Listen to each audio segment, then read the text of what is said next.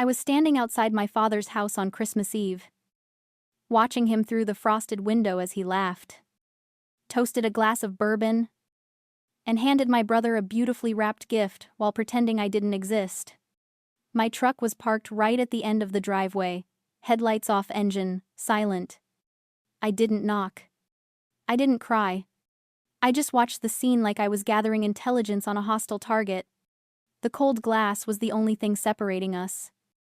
But in that moment, I realized the distance was infinite. They hadn't forgotten me. They had erased me. Drop a comment and let me know where you're listening from and what time it is for you right now. I'd love to know who's part of our community. And tell me, have you ever been the one left standing outside looking in? I retreated to the only territory I still controlled. The cab of my truck. The heater was still running, blasting artificial warmth against my frozen hands. But the chill inside my chest was absolute. I sat there in the dark, watching the condensation drip down the windshield, blurring the golden glow of the house where I used to belong. My phone buzzed on the passenger seat. It was a singular, violent vibration in the silence. I picked it up. A text message from David, my father. It read, "Jessica, are you coming? We assumed since you never replied to the group chat that you were working. Lisa says there is a plate in the kitchen if you want it." I stared at the screen until the pixels blurred. The group chat. I unlocked my phone and scrolled. I searched every thread, every archive, every digital footprint I had. There was no group chat. Not one that included me. They hadn't forgotten to invite me. They had deliberately created a communication channel that excluded me. And now, they were rewriting history to make my absence my fault. It was a masterclass in gaslighting. If I stormed in there now and screamed, I would look like the unstable daughter crashing a family gathering. If I stayed silent, I accepted my erasure. Lisa followed up a minute later. "Don't be dramatic, Jess. We know how busy you get with your computer stuff." Dramatic. That was the word they always used when I pointed out a discrepancy in their data. When I asked why Ryan got the funding for his third failed startup while I was working double shifts in a server farm in Nevada, dramatic was their code word for observant. I didn't type a reply. I didn't cry. In my line of work, when you detect a breach, you don't ask the hacker why they did it. You isolate the system. You cut the connection. You secure the asset. I put the truck in reverse. I didn't look back at the window. I didn't look at the family I was leaving behind. I looked at the road ahead. I drove 10 miles down the snowy access road before I pulled over onto the shoulder. My hands were steady on the wheel. I opened the browser on my phone and navigated to a bookmarked page I had been refreshing for 6 months. It was a listing for a property in the high desert of Wyoming. $450,000. Remote. Rugged. Off-grid. The kind of place people bought when they wanted to disappear, or when they wanted to build something that couldn't be knocked down. I had the money. I had saved every cent from 5 years of high-level contracting for the Air Force. Hazard pay. Completion bonuses. Overtime. My family thought I was a mid-level IT support tech because I never bought new cars or designer clothes. They thought I was broke. They had no idea I was sitting on a war chest. I tapped the contact button for the agent. It was late. Christmas Eve. But I left a voicemail that was calm, precise, and lethal. I said, "My name is Jessica. I am making a full cash offer on the Coyote Creek property. I can wire the funds on Tuesday morning. Take it off the market." I tossed the phone back onto the seat. The engine hummed. A low, steady growl. I wasn't going back to my apartment in the city. I wasn't going back to being the backup plan, the scapegoat, the dramatic daughter. I shifted gears and accelerated onto the highway, heading north, toward the silence, toward the dark. toward the only thing that was truly mine. 3 months later, the high desert of Wyoming had scrubbed the city's soot from my lungs. Coyote Creek wasn't a vacation home. It was a zero-trust environment. In cybersecurity, zero trust means you assume the breach has already happened. So you verify every single request, every packet of data, every identity. I applied that protocol to my life. I didn't buy throw pillows or curtains. I bought infrastructure. I installed a commercial-grade solar array on the South Ridge, feeding into a redundant battery bank in the basement. I wasn't relying on the grid. If the power went down, my lights stayed on. If the world stopped, my servers kept humming. The house itself was the hardware. I replaced the standard deadbolts with biometric scanners.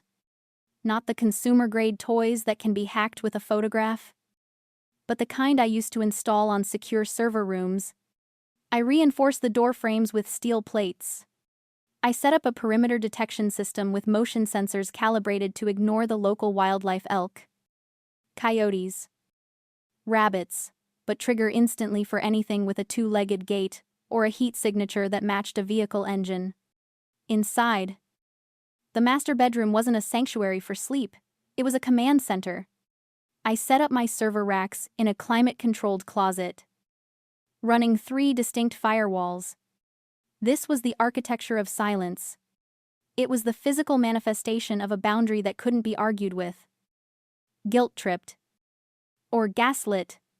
It was binary. Open or closed. Authorized or denied. There was no gray area here. As I terminated the last Cat6 cable for the surveillance feed, I found myself thinking about the code I had been running on for 28 years. I asked myself the question I knew everyone else would ask: why did I wait so long? Why did it take a frozen window on Christmas Eve to make me leave? The answer is simple.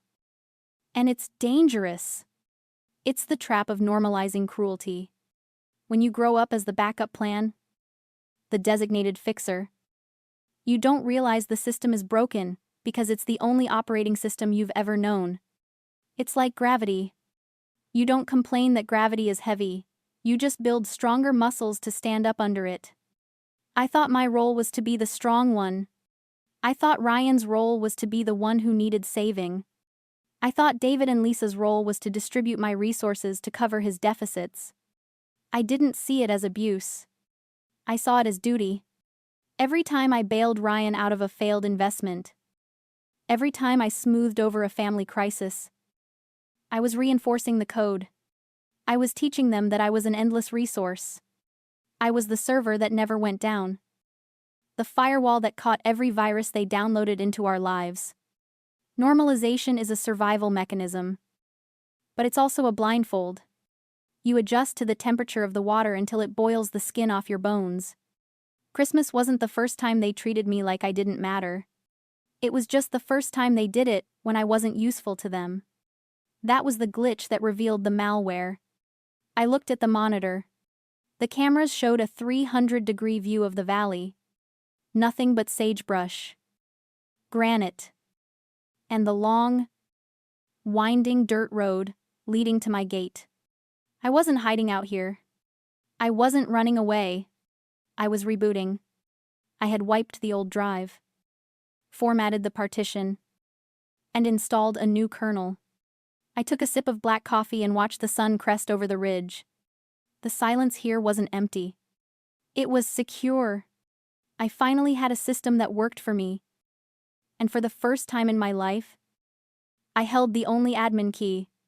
The peace of the high desert is fragile. But my security system is not. At 2 in the afternoon, the silence of my living room was punctured by a single, sharp chirp from the console on my desk. Zone 4. Perimeter breach. Main access road. I didn't jump. I didn't panic. I swiveled my chair and tapped a key, waking the bank of monitors. On screen 3, a cloud of dust was rising against the blue sky, trailing behind a convoy of vehicles moving up my driveway. It looked like a military invasion, but it was far more personal. Leading the pack was my father's SUV. A vehicle I had washed and waxed 100 times in my life to earn an allowance that never came. Behind him was a luxury sedan. Sleek and black. Totally unsuited for the gravel washboard of my road. And bringing up the rear, the pièce de résistance, a 26-foot moving truck. They hadn't come to talk. They hadn't come to apologize. They had come to occupy. I leaned in, adjusting the gain on the directional microphones I had embedded in the fence posts. The audio feed crackled, then cleared. The convoy stopped at the reinforced steel gate. Doors opened. I watched Ryan step out first. He was wearing a suit jacket with jeans and expensive sunglasses. The uniform of the tech bro who has never written a line of code in his life. He walked over to the luxury sedan and opened the rear door for the passenger. A man in a charcoal suit stepped out. This was the investor. To my family. He was the lifeline. The man with the checkbook, who was going to fund Ryan's luxury glamping retreat. To me, he was a variable I had already accounted for. I turned up the volume. Ryan's voice filled my command center. Confident and delusional. And this, Ryan said, sweeping his arm across the vista of my land, is where the main lodge will go. We're talking high-end yurts. Solar-powered. Fully sustainable. The permit process is just a formality. The land has been in the family for years. In the family. The lie was so smooth it almost sounded like truth. He was selling shares in a property he didn't own. Standing on a road he hadn't paid for. It was wire fraud in real time. Captured in high definition. Then David stepped into the frame. My father. He looked annoyed. Not at the fraud, but at the gate. He walked up to the keypad and punched in a code. It was his birthday. When the gate didn't budge. He tried his anniversary. Then Ryan's birthday. Nothing happened. The red LED on the lock remained steady. Access denied. David turned and waved at the passenger side of his SUV.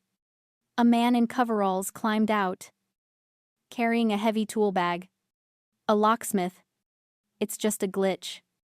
David said, loud enough for the microphone to catch the irritation in his voice. My daughter handles the IT. And she probably changed the codes remotely. She's not here right now. So we need to bypass it. You have authorization, the locksmith asked. Looking at the formidable steel structure. It's my house. David snapped. I co-signed the loan. Just pop the gate so we can get the truck up there. We're burning daylight. I watched them. I watched my father lie to a tradesman to break into my home. I watched my brother sell my future to a stranger to cover his gambling debts. I watched Lisa, my stepmother, directing the moving truck driver to back up, getting ready to unload their furniture into my living room. They thought I was a ghost. They thought I was the invisible girl who would quietly fade away so they could cannibalize what I had built. They thought this was a simple eviction of a squatter. They were wrong.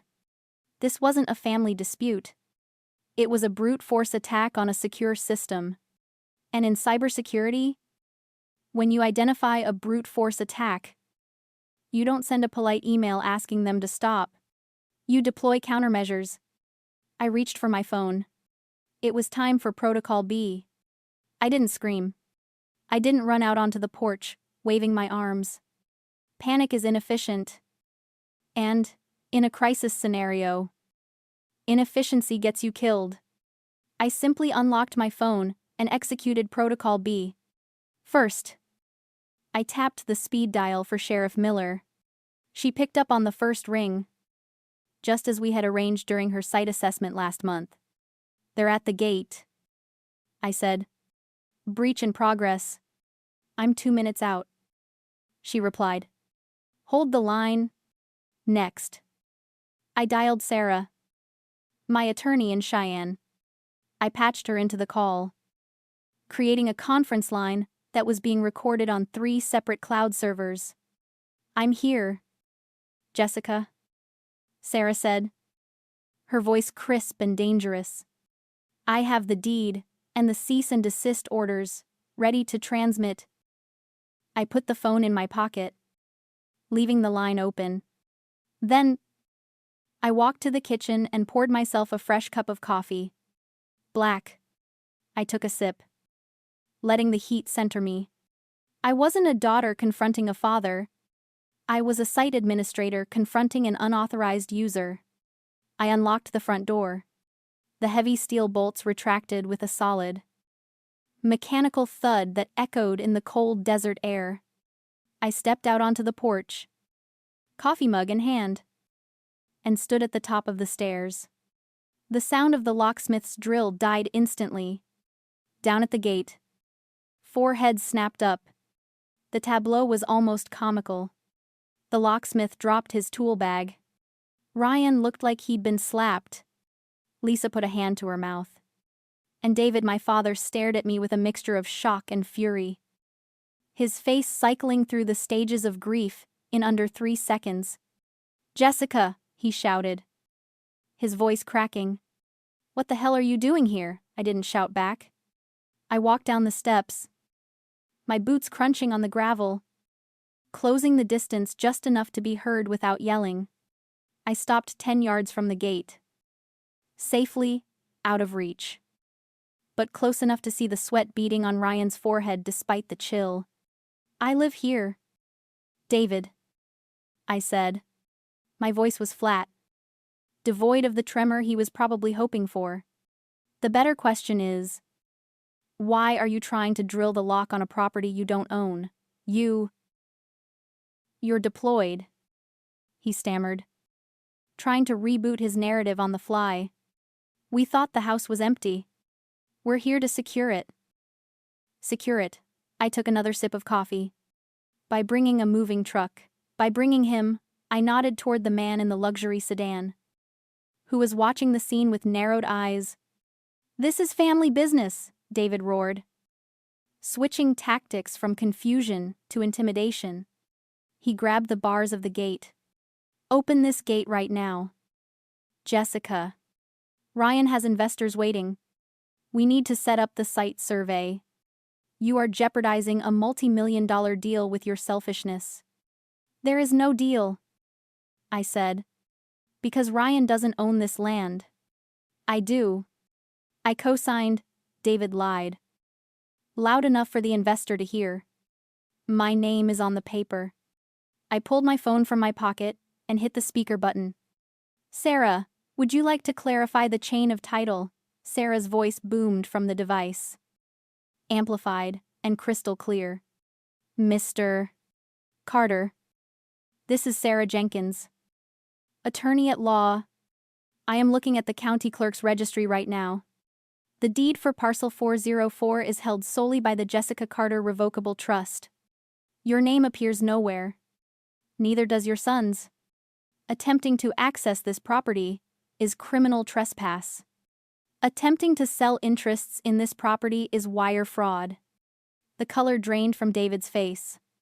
He looked at the locksmith, who was already backing away toward his van, hands raised in a universal gesture of, "I'm not getting paid enough for this."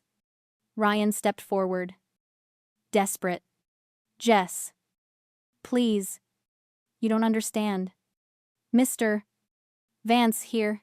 He gestured to the man in the sedan. "He flew all the way from San Francisco. We just need to show him the view from the ridge. Just let us in for 10 minutes. Don't ruin this for me." "I'm not ruining anything, Ryan," I said. "I'm auditing it." I looked past them, down the road. A cloud of dust was approaching, fast. The sheriff's cruiser crested the hill, lights flashing silently. A shark moving through water. "You brought the cops," David hissed, his eyes wide. "On your own father, I brought the authorities on an intruder."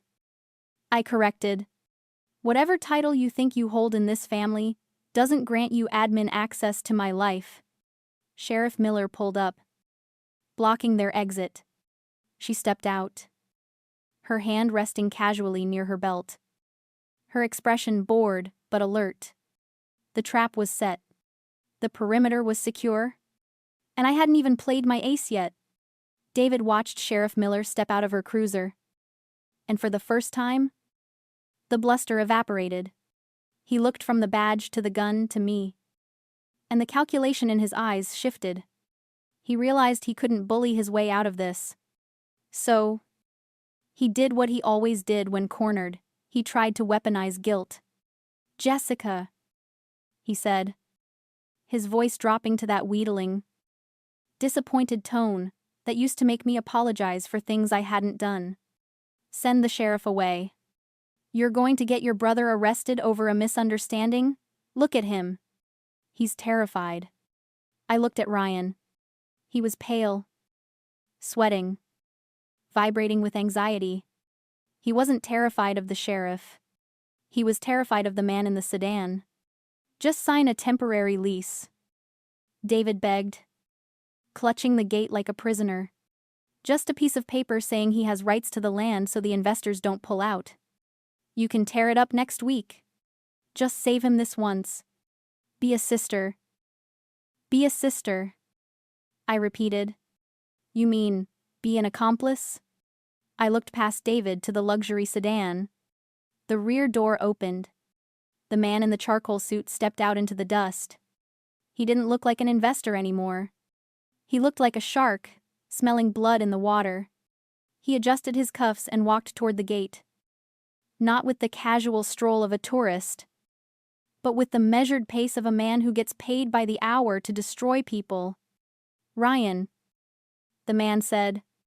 His voice was smooth, professional, and utterly devoid of warmth. "I believe we have a problem with the site survey." Ryan flinched. "Mr. Vance? Please. It's just a family mix-up. My sister. She's difficult. We just need a minute." "Mr. Vance isn't an investor." "Ryan," I said, cutting through the noise. The silence that followed was absolute. Even the wind seemed to stop. David looked at me, confused. "What? Of course he is. He's from the venture capital firm." "No," I said. "He's a forensic auditor." I tapped a key on my phone, killing the recording I had been making since they arrived. "Ryan didn't tell you, he's been under investigation for 6 months. The investors he sold shares to weren't venture capitalists.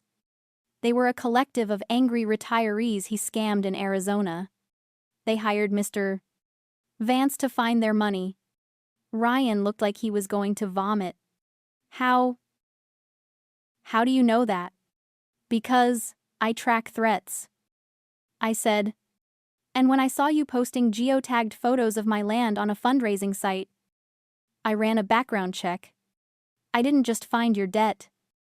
Ryan, I found the people looking for you." I smiled. A cold, sharp expression that felt like armor. "I didn't steal your deal. I sent an anonymous tip to Mr. Vance's firm 3 days ago. I gave him the coordinates. I told him exactly when you'd be here." David stared at me with horror. You set him up. He's your brother. He's a liability." I corrected. "And I just patched the vulnerability." Mr. Vance reached into his jacket. He didn't pull out a checkbook. He pulled out a thick, folded document. He reached through the bars of the gate and thrust it into Ryan's shaking hands. "Ryan Carter," Vance said. "You are served. Federal subpoena regarding wire fraud and interstate theft. My clients want their assets frozen. And since you claimed this land was your primary asset, I'll be needing the contact information for the actual owner to verify your fraud." He looked at me and gave a small, professional nod. "Thank you for your cooperation, Miss Carter. The documentation you emailed was exhaustive. Ryan dropped the papers in the dirt. He started to cry ugly. Heaving sobs of a man who has never faced a consequence in his life. Lisa was screaming at David to do something. David just looked at me. His face a mask of betrayal. "You destroyed him," he whispered. "You destroyed your family." "I didn't destroy anything," I said. "I just turned on the lights. If the structure was rotten, that's not the fault of the person who inspected it." I turned to Sheriff Miller. "Sheriff, I'd like these trespassers removed from my property. I have work to do." "With pleasure," Miller said. She stepped forward, handcuffs rattling on her belt. "All right, folks. Party's over. Get in the vehicles. Now." I didn't watch them leave. I turned my back on the screaming, the crying, and the dust. I walked up the steps to my front door, scanned my thumbprint, and let the heavy steel lock seal me inside. As the dust cloud from the departing convoy faded, a profound silence descended on Coyote Creek. The adrenaline that had kept my hands steady began to drain away, leaving behind a cold, hollow ache. I stood on the porch, coffee mug still in hand. But the warmth was gone.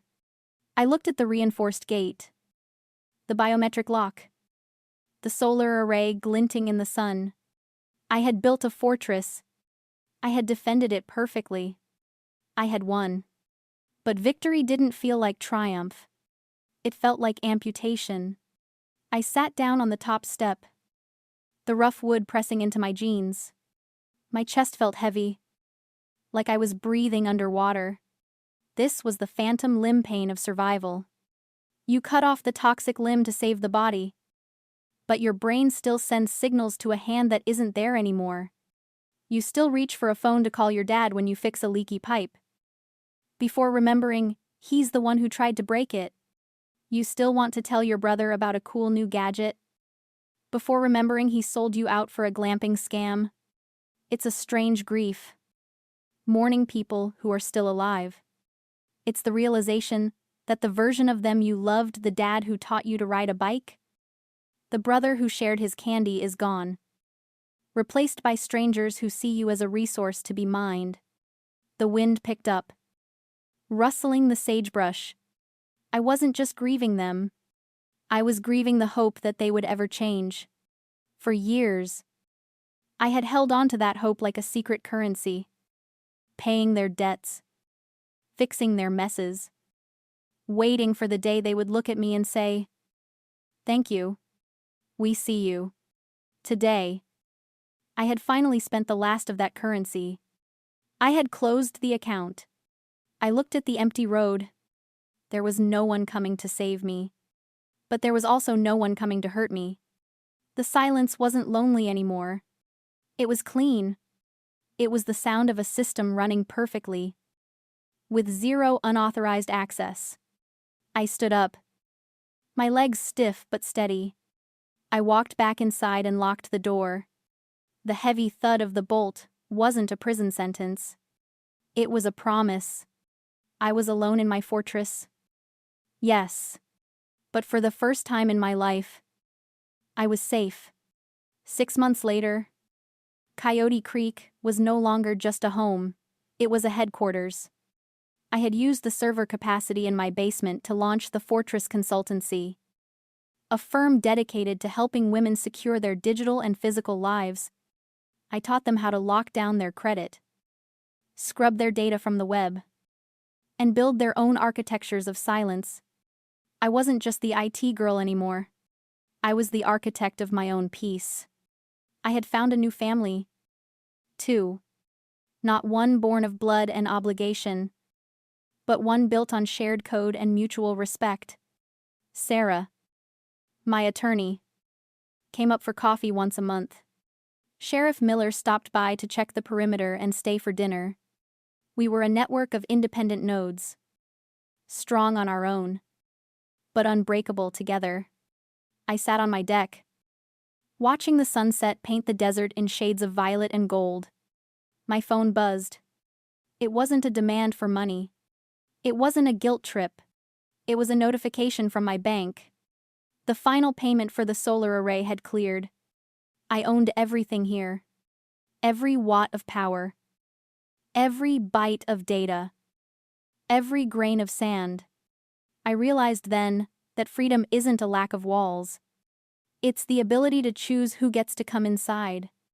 I had built a fortress not to keep the world out, but to protect the peace I had cultivated within. If you've ever had to build your own fortress just to find peace, share this story. You aren't hiding, you're fortifying.